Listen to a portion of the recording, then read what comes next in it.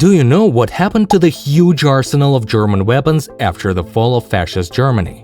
Can you even imagine the scale of this weaponry? I'll tell you where millions of rifles and thousands of rockets went, and most importantly, how this distribution almost sparked a new world war. By the way, some of this weaponry is still stored to this day. I'll show you where at the end. What happened to the weapons?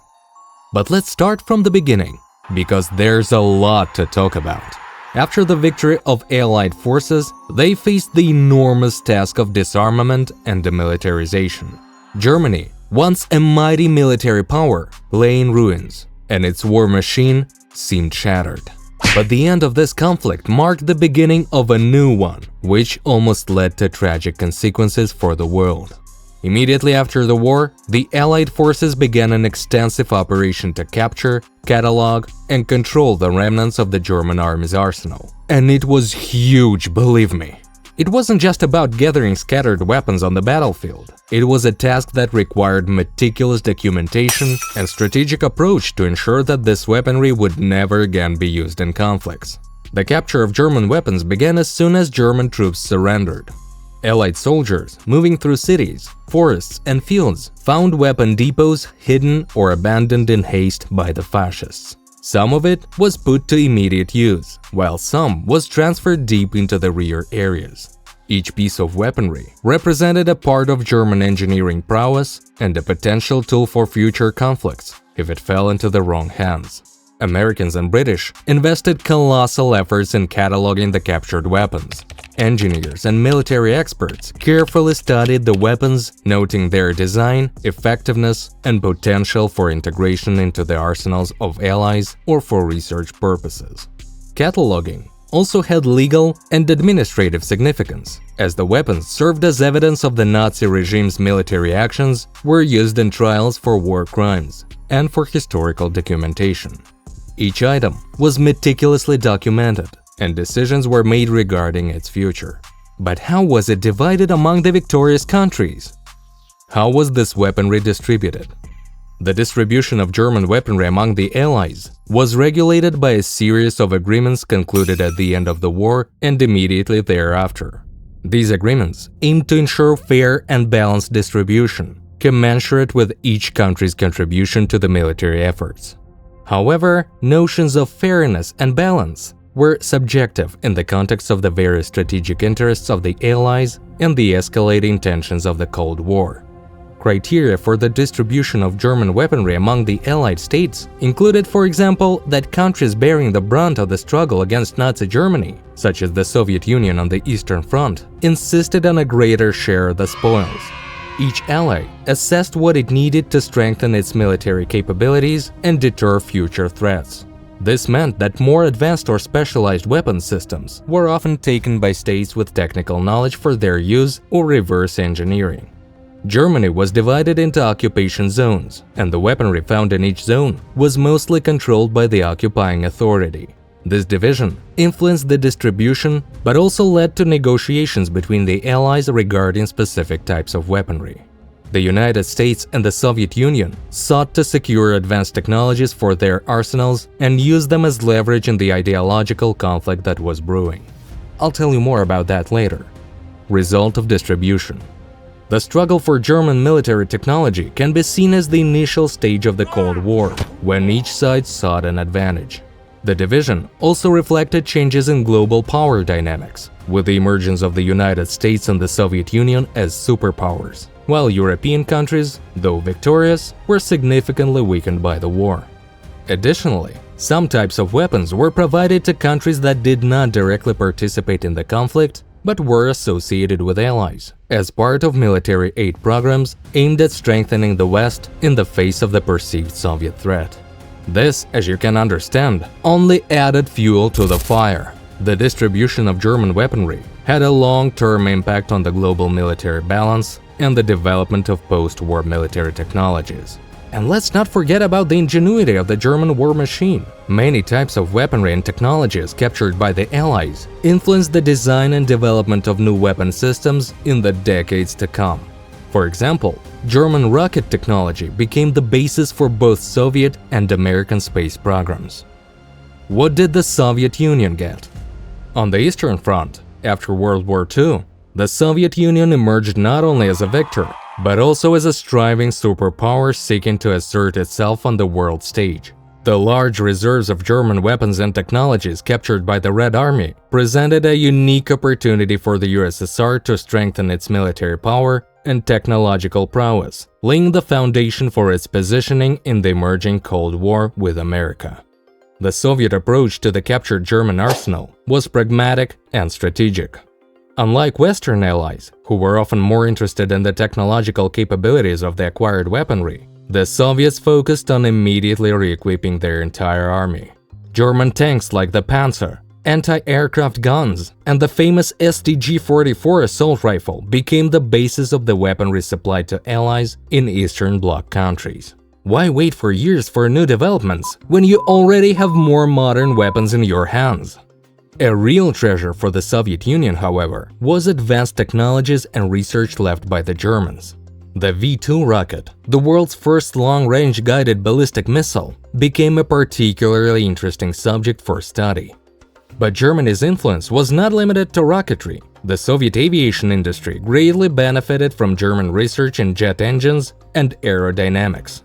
Captured German aircraft, including the world's first operational jet fighter, the Messerschmitt Me-262, were dismantled, contributing to the development of Soviet jet fighters like the MiG-15. In addition to conventional weaponry, the Soviets clearly recognized the potential of nuclear technologies. German achievements in physics and engineering were carefully studied for any discoveries that could expedite the Soviet atomic bomb project.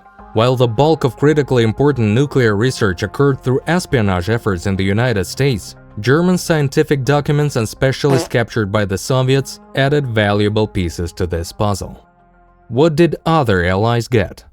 In contrast to the immediate strategy of reprofiling its army by the Soviet Union, the West leaned toward a dual strategy of storage and study, viewing this weaponry as a potential asset and an opportunity for technological progress.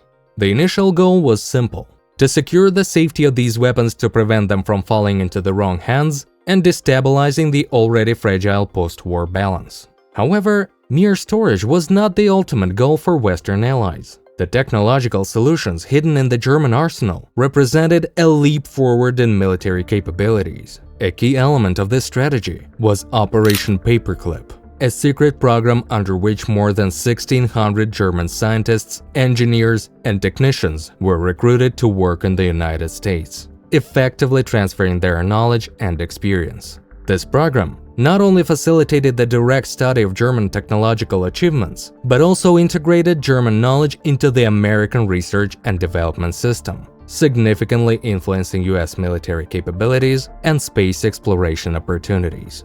The British also significantly advanced in engineering by studying German jet engines and aircraft designs.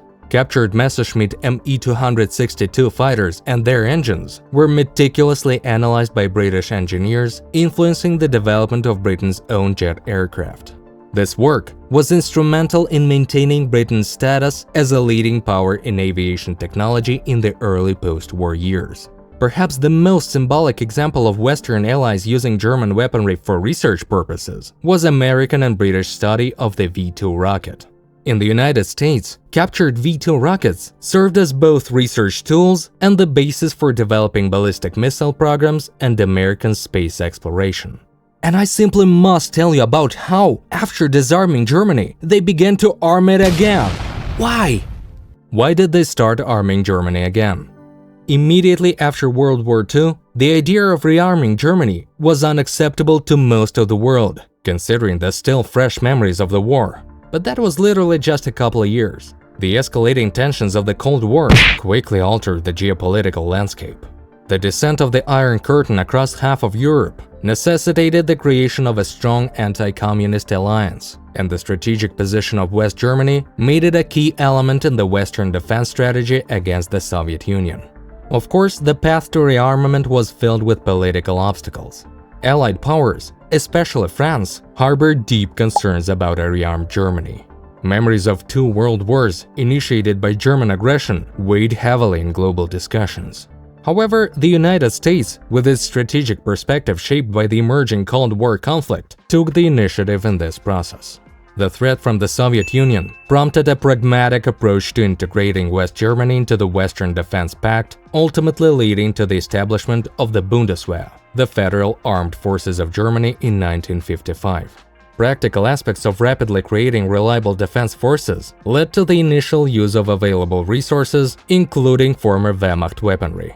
This decision sparked considerable debate, given the symbolic and historical burden carried by this weaponry. However, the immediate need for a functional army to bolster NATO's forces outweighed these concerns. Surplus weapons from World War II, ranging from small arms to artillery, were refurbished and issued to the newly formed Bundeswehr.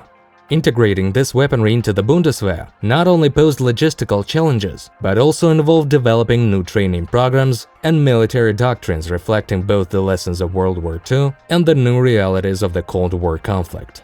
Many former officers and soldiers of the Wehrmacht, thoroughly screened for Nazi connections and deemed clean, played a key role in this process, contributing valuable experience to the formation of the Bundeswehr. Where else did German weapons end up?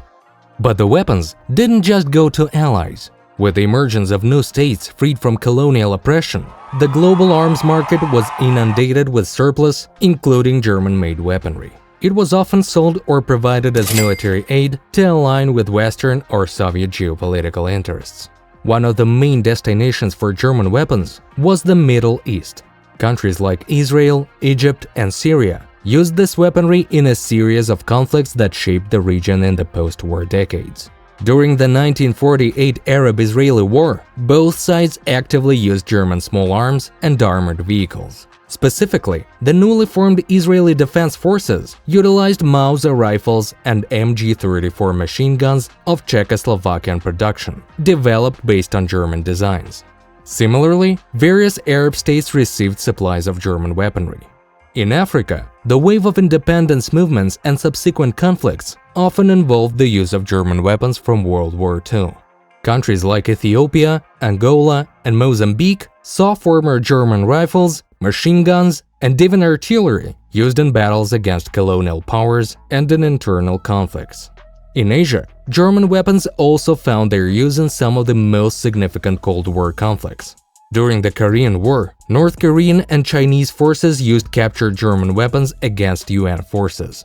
In Vietnam, both the Viet Minh during the First Indochina War and the Viet Cong during the Vietnam War used German small arms supplied through Soviet and Chinese channels in their guerrilla campaigns against French and later American forces. In Latin America, German weapons fell into the hands of both government forces and revolutionary groups in countries like Cuba, Nicaragua, and El Salvador, where they were used in revolutionary struggles and civil wars. Storage and collections. Many specimens of German weaponry and war trophies found their way into museums worldwide, serving as tangible links to the tumultuous history of the 20th century. These museums, from large national institutions to small local exhibitions, have taken on the responsibility of curating the legacy of these weapons, allowing for a broader narrative about war even decades later. Beyond institutional collections, private collectors have also played a significant role in preserving German weaponry. For many, collecting war relics is a passion driven by a deep interest in history and a desire to preserve artifacts that might otherwise be lost or destroyed. These collectors often put in considerable effort to authenticate, restore, and preserve these items, sometimes uncovering forgotten stories or technological innovations in the process. However, collecting and displaying German weaponry are not without controversies and ethical questions. Critics emphasize that collecting war artifacts, especially those associated with the Nazi regime, may inadvertently sanitize or glamorize a cruel and tragic period of history. Museums and collectors alike face the challenge of striking a balance between the historical significance of these items and the need to sensitively and accurately present their origins and the atrocities associated with their use. Supporters of collecting war relics argue that these artifacts serve an important educational function. They believe that preserving and displaying German weaponry helps deepen understanding of war, its causes, and its consequences. Through careful curation and interpretation, these artifacts can prompt audiences to contemplate the nature of conflicts, the human cost of war, and the importance of remembering the past to prevent future atrocities. Preserving German weaponry for museum exhibitions or private collections requires special care and expertise. The preservation process not only ensures that these artifacts remain intact for future generations, but also involves research and documentation that can enhance our understanding of military technology and logistics. Even to this day, remnants of World War II weaponry resurface in various corners of the world, from rusty specimens in the ground to restored examples in the hands of terrorists. This serves as yet another reminder of how long the echoes of war persist. By the way, if you're interested in history, you might try your hand at scriptwriting, editing, or voice acting in our team. The link to the Telegram bot is in the description.